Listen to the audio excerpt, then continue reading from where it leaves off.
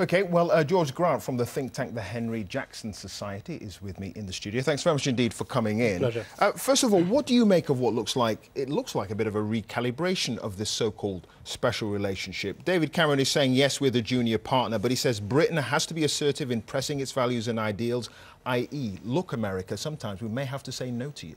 Well, I think it's extremely important that the special relationship is recognised as such. It is a special relationship, whatever people say, and I think it's very important that it remains so, particularly in light of what's gone on in Afghanistan. Of course, Britain will remain a junior partner in a sense because America is such an enormous power. But you know, I'm very positive, very glad to hear what's been said, that this relationship is now being taken seriously by President Obama after, I think, what everyone now realises was a mistaken policy that he undertook in his first 12 months of fairly unconditional rapprochement with his enemies, potentially to the expense of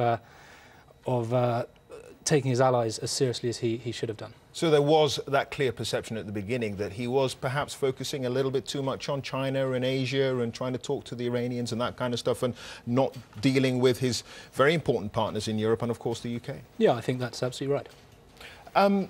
What about the possibility that Tony Blair was perhaps too deferential, Gordon Brown too needy? That characterised the relationship, and that, in fact, there needed to be a recalibration, or certainly on the part of David Cameron? I think that it's right to say that that there needed to be a recalibration. Britain needs to know when to say no. That being said, I disagree with those who believe that we need to oppose America because in some way its influence in the world is malign. I disagree with that. I think it's extremely important that we work together to promote precisely those values that David Cameron was saying that we have in common. I mean, we're seeing a lot of talk, obviously, about BP and al-Megrahi and whether or not they were the two are connected. Do you think the whole issue concerning British Petroleum could overshadow the relationship between President Obama and Mr. Cameron? Well, I certainly hope not. I think it's very important that this is not framed in the context of UK-US relations. BP is not the British representative in the Gulf of Mexico.